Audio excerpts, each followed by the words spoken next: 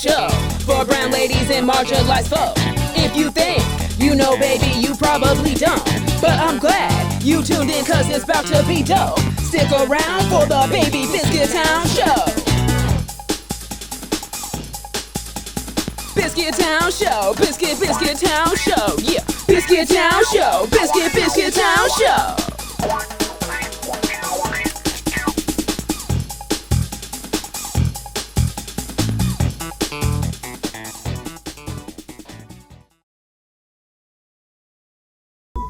Little Noodle Doodles.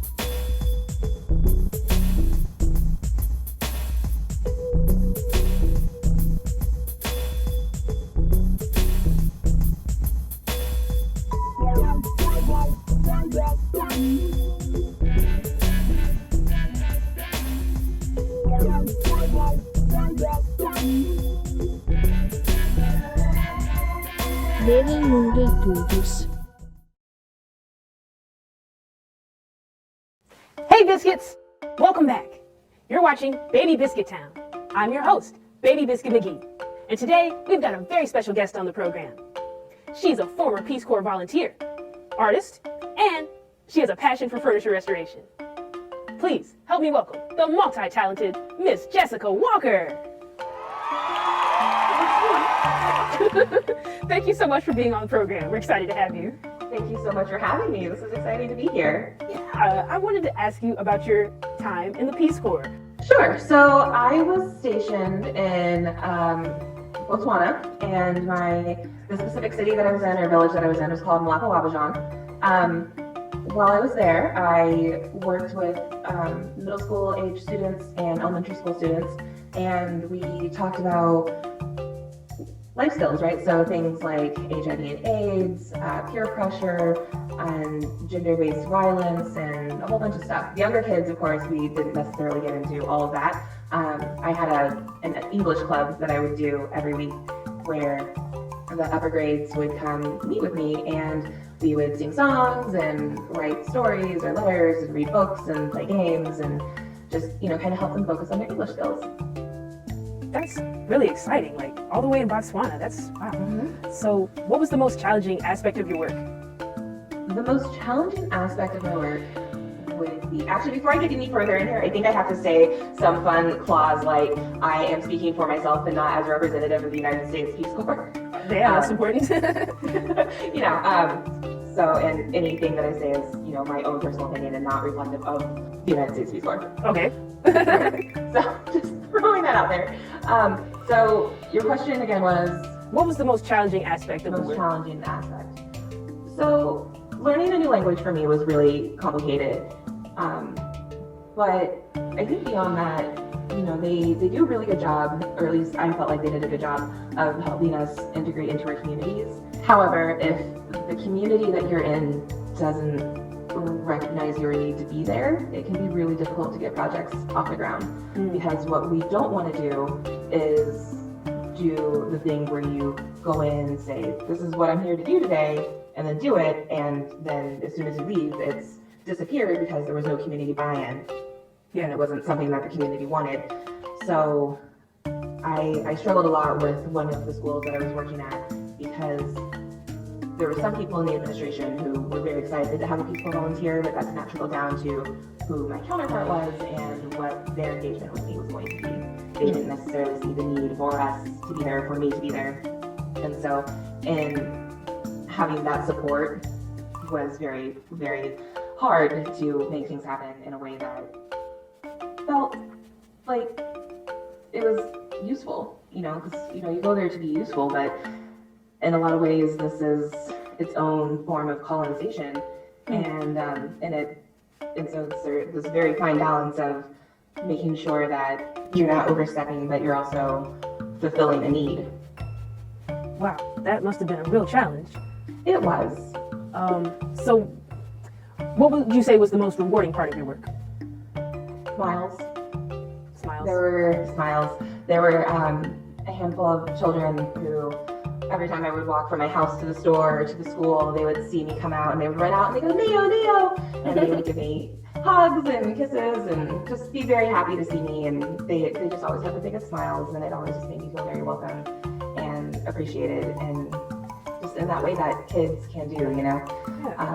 And then, there's a handful of adults who I really connected with, who really helped me through some harder personal times that I had there, and I don't think that I would have finished my service if they hadn't been there, because they really helped me just stay focused and let me know that it was okay to feel my feelings and to be human.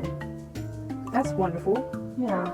So, would you serve again? Maybe. That's a question I ask myself a lot, and I think if I had the opportunity and my life was set up in, a very specific way to make it happen, yeah, I would love to serve again. It was really interesting. I would love to go somewhere else this time, and I would maybe like to serve with a partner, because that's an option, and it can get really lonely sometimes. That said, it can also, test the bonds of your relationship, so it would have to be with a partner. But I wouldn't do it right now. I'm thinking 4 years down the line, maybe, as a retirement thing. Or if I had done it, or if I was going to do it again, it would have been almost immediately after having served the first time. I got really sick while I was in the Peace Corps, and it took me a really long time to heal from that. So, things work out the way they're supposed to work out, and if the Peace Corps is still around in 20 or 30 years, I might look into it again. There you go. That's important. What are the 3 things every Peace Corps volunteer should know? So there are 3 goals of the Peace Corps volunteer, and then some other rules that I absolutely cannot remember right now. But the three goals are to learn and connect with your host country, and to become friends with them, to learn about them and their culture and their lifestyle and who they are as people and individuals and all that. The second goal is to share information about what it's like to be an American. And then the third goal is kind of what we're doing here, which is to take what you've learned in your host country back into the United States and share it with the people that you meet here. Awesome. I'm glad I can help facilitate something. I appreciate this, yeah. It's to help break down, there's so many forms of communication, so much media, and so much miscommunication and misinformation. And so every time a Peace Corps volunteer or a trained Peace Corps volunteer gets the opportunity to have conversations like this, it really helps facilitate this bridge of friendship, which is what the Peace Corps was really started to do. Wonderful. My final question about the Peace Corps, would you recommend other people join? Maybe. It's complicated. It's not easy. One of their taglines is that it's the hardest job you'll ever love, and that's absolutely true. It's also a volunteer service, and so it is what you make of it. What you put into it is what you get out of it. And, for me, this was a lifelong goal of mine, and so it was everything I really thought it would be in ways that I never thought it would be. And for others, they didn't necessarily have that kind of attachment to it, and so a couple months in or a year in, they had the opportunity to not be there anymore, and that's what they chose. And that's a choice. But if you make a commitment to serve a village or a country for several years of your life, and then you do not fulfill that commitment, it's kind of the worst kind of selfishness you can do, in my opinion. And so I think you have to really be committed to doing that. And it's not for everyone. But if you love to travel and you love interacting with people and meeting new people and learning about new people and help you when you're asked to help and not because you assume that's what they need, it can be very rewarding. Awesome. Thank you so much for sharing your experience. Stick around, Biscuits. We'll be right back with more from Jessica Walker. You're watching Baby Biscuit Town. And now, a meditative minute.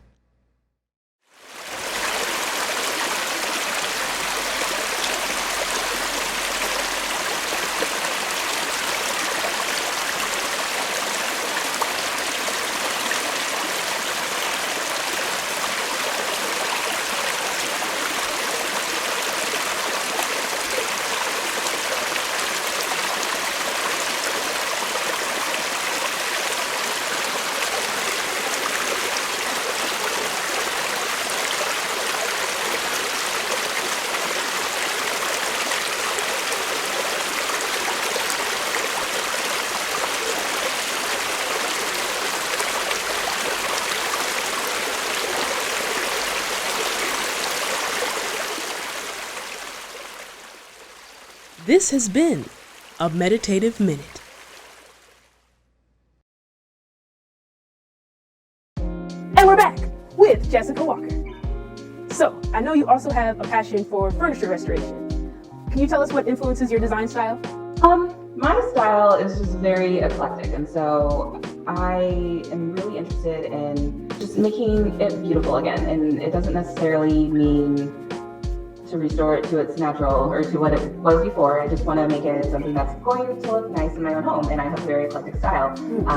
My house right now is maybe not leaning towards my own personal style, but my personal style is more of a modern farmhouse meets Victorian beaver dream. For me, that's like, you know, your old country hutches, but with like a skull sitting on it. Ah, okay. Apothecary jars and like pinned butterflies. Wow. Yes. Now I get the vision. I don't have a whole lot of that in my house, unfortunately, but like one day, yeah. So I look for things that have lots of curves, that have lots of detail work on them. But I also like just doing, like, I have a table that I drew flowers on, and it went through multiple changes before I got to where it is now. And you know, it's whatever it is that I need. I like vintage style pieces. I like things that have a nice trim on them, and my goal is to just make it something useful and beautiful again. Wonderful. Is it true you're also a movie buff? Oh, I don't know if I would call it a movie buff, but I've seen my fair share. What is your favorite type of cinema? Oh, favorites. A few favorites. I prefer romantic comedies, but I also enjoy a really good documentary. There you go. Love a documentary. Yeah. I was on the Anchorage International Film Festival for several years, and, well, 2 years. And so I've seen many a documentary, and it's one of my favorite things to talk about. How cool. Speaking of living in Anchorage, I know you used to live in Oregon, Colorado, and even Alaska before living here in Dayton. So what was the transition been like for you? And what do you like about the Gem City? I love living here. It's really been a pleasant surprise. So having grown up in the Pacific Northwest, I grew up in Portland. You know, I'm so used to cloudy, rainy days and big overgrown trees and having mountains and water and just, you know, all these things happening all the time. And so when I was getting ready to leave Anchorage, I was looking for something that kind of felt like that, but wasn't that, you know. So like I still wanted to have access to water. That's really important to me. And I still wanted to have big trees around me. But I also wanted to live in something that kind of felt like a small town, but was not one, you know? Yeah. I wanted that small town feeling, but I wanted to be able to leave and come back and feel home. And I've been able to find all of that here. You know, like Dayton is not a particularly big city. And it's shrunk significantly if you look back at the history of it. But it is growing, and it's, you know, being regenerated right now, which has been a really beautiful thing to behold for the last year that I've been here.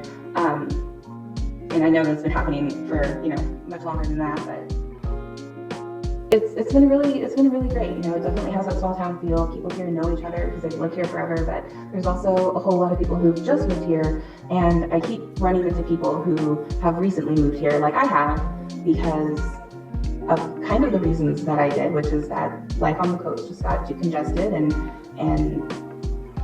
too expensive, and it didn't make sense to be in a place where you couldn't enjoy your life. And so now that I've been here, I have the space financially and emotionally to just enjoy my life, and it's made all the difference. That's wonderful. I'm so glad you love our city. I really do. I love the park system. The park system here is fantastic, and if you all have been sleeping on these parks, you all need to get out and go to a park. They're stunning. Not every city has parks like these. Wow. Like, they're everywhere, and it is so cool. You heard it first. Yeah. Get out there, folks. So what are you looking forward to next, Jessica? So what's happening next for me? I'm trying to just be in the moment and to not think too far ahead of what is happening next. That is one of the tropes I think that, especially as millennials, we've gotten sucked into, that we can never be happy where we are. We always have to be looking forward into where we're going.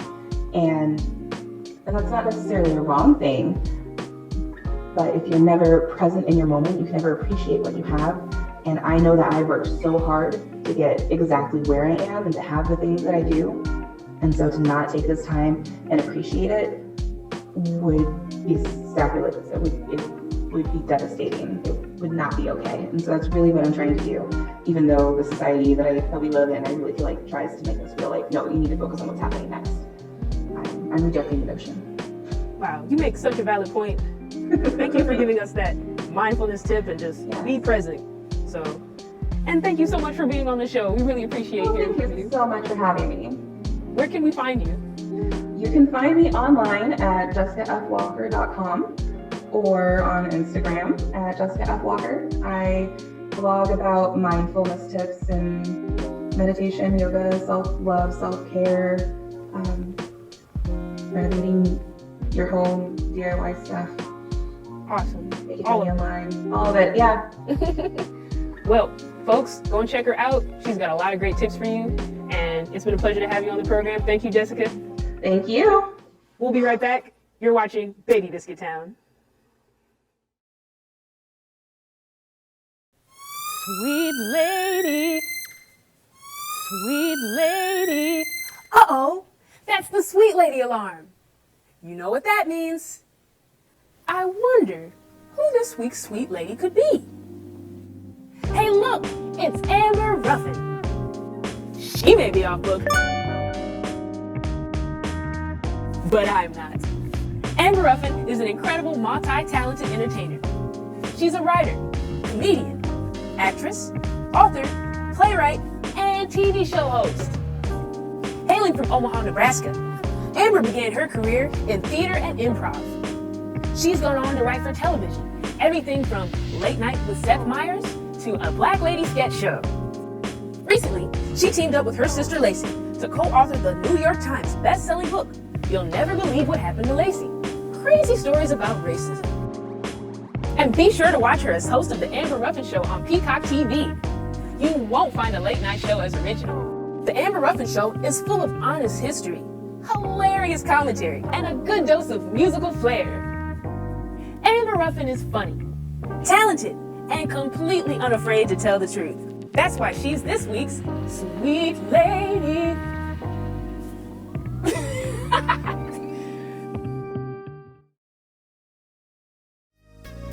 Thanks for watching Baby Biscuit Town. See you next week.